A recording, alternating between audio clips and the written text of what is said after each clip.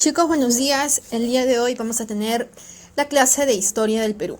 Y ya hemos terminado el oncenio de Leguía. Ahora vamos a ver el tercer militarismo.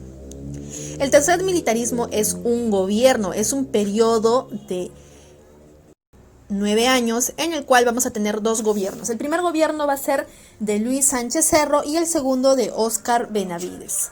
Vamos a ver primero el gobierno de Luis Sánchez Cerro, que va a ser nuestra clase, nuestro tema del día de hoy. Luis Sánchez Cerro gobierna el Perú en el año 1931 a 1933. En este periodo vamos a ver sus características políticas, características económicas, el conflicto con Colombia y su asesinato de Sánchez Cerro. 1929 marca el inicio del fin del oncenio de Augusto B. Leguía. En el Perú se reducen los salarios y aumenta el desempleo. La caída del dictador fue tan dramática como su ascenso. El teniente coronel Luis M. Sánchez Cerro se subleva en Arequipa el 22 de agosto de 1930 y logra el apoyo de la División Militar de Puno, que se pronunció al día siguiente. De esta manera se forma una junta de gobierno de emergencia. Turbas saquearon las propiedades y casas del derrocado Leguía. Sánchez Cerro creó un tribunal especial para liquidar el aparato de la dictadura. Derogó también todas las leyes antipopulares. El expresidente fue tomado prisionero, enfermó y fue trasladado al Hospital Naval de Bellavista, donde, estando bajo custodia, fallece al poco tiempo. Muy bien, entonces hemos visto este video de introducción haciendo memoria a cómo acabó el gobierno de Augusto B. Leguía. El tercer militarismo surge ante el vacío político y la impotencia de las agrupaciones partidarias tradicionales frente a los movimientos sociales que acechaban al Estado.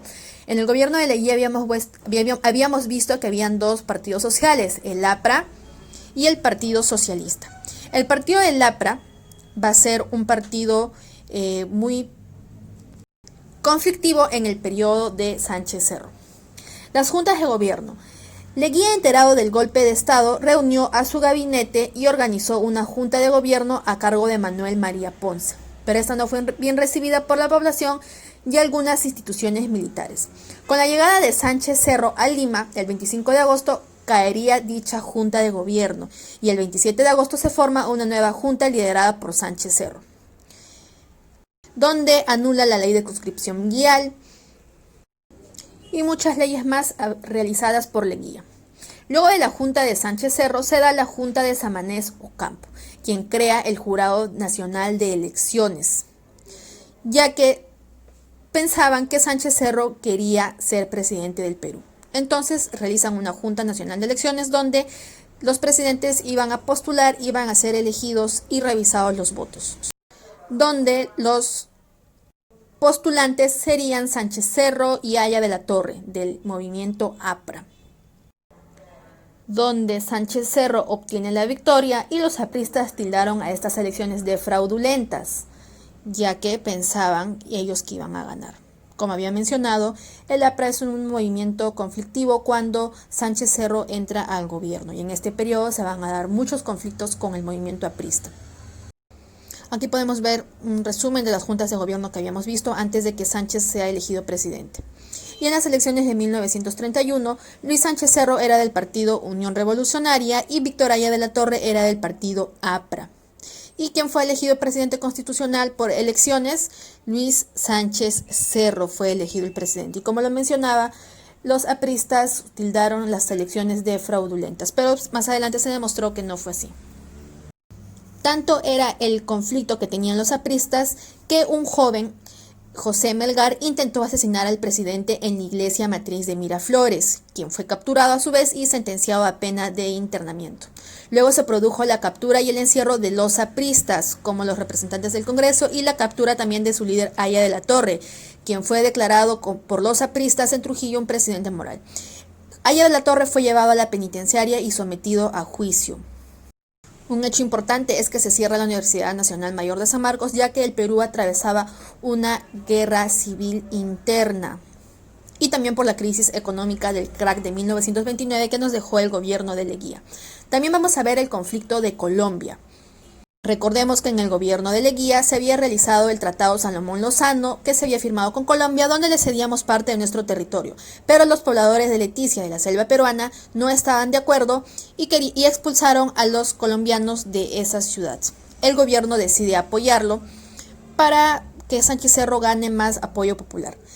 Y el más importante fue la sublevación de Trujillo. ¿Qué pasó en la sublevación de Trujillo? Habían apristas que tomaron el cuartel Donovan de Trujillo en forma de protesta por haber encerrado a su líder Aya de la Torre. Los apristas asesinaron a jefes y oficiales del cuartel del gobierno de Sánchez Cerro, y desde Lima se ordenó la represión del movimiento con bombardeo y a su vez la muerte de varios apristas que estaban realizando esa reyerta, y los fusilan en las ruinas de Chanchán. Fue un hecho trágico, y lo más resaltante en el gobierno de Sánchez Cerro es este conflicto que se tenía con el partido aprista. Vamos a ver los aspectos económicos y políticos del gobierno de Sánchez Cerro. Para apaciguar la crisis económica se acogieron parcialmente los proyectos de la misión Kemmerer.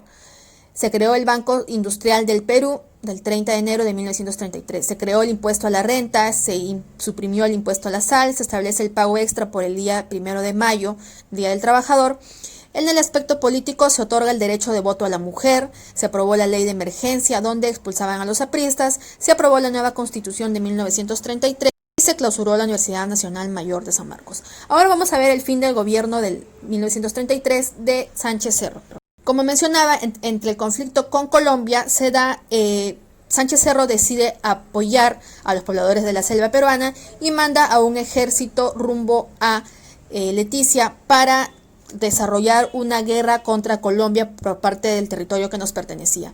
Es aquí donde el presidente en pleno desfile es asesinado por un fanático aprista. Contaba con un gran carisma popular, producto de ser el líder de la revolución golpista. Contaba con todo el apoyo de los sectores acomodados. Sánchez Cerro sale elegido tras reñidas elecciones en 1931. El APRA no reconoció el triunfo y denunció un fraude electoral. El APRA, desde su bancada en el Congreso y en su diario La Tribuna, se opuso con dureza al régimen, que contestó de manera hostil. El gobierno reprimió rápidamente todo tipo de desórdenes, cerrando el diario, los locales partidarios y la Universidad de San Marcos, sindicada como un núcleo conspirador. En 1932, la bancada aprista sufrió el desafuero de 27 representantes, quedaron solo 5 en sus curules. Sus principales líderes fueron encarcelados. Aya de la Torre fue recluido en la cárcel del Panóptico, conocida luego como la Penitenciaría de Lima. El APRA no vio mejor salida a la coyuntura que el levantamiento armado. El 7 de julio de 1932, un grupo de apristas tomó el cuartel O'Donovan en Trujillo. En el asalto mueren muchos apristas y otros tantos militares. Días después, cuando están a punto de ser derrotados, los rebeldes asesinan a los oficiales prisioneros que habían capturado, incluyendo civiles. El gobierno toma medidas drásticas y manda a fusilar a cientos de apristas sublevados. Tras los sucesos, Sánchez Cerro decretó al APRA proscrito y fuera de la ley. En este clima de violencia, Sánchez Cerro es asesinado el 30 de abril de 1933 en el antiguo hipódromo de Santa Beatriz.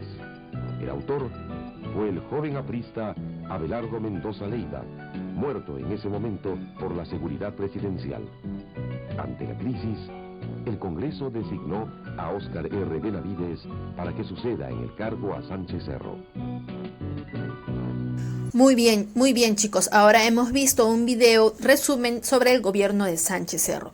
A continuación vamos a desarrollar esta lectura en clase, en el grupo de WhatsApp. Vamos a leer todos esta lectura acerca del asesinato del presidente Sánchez Cerro y vamos a responder estas dos preguntas para tomar su participación en clase, chicos.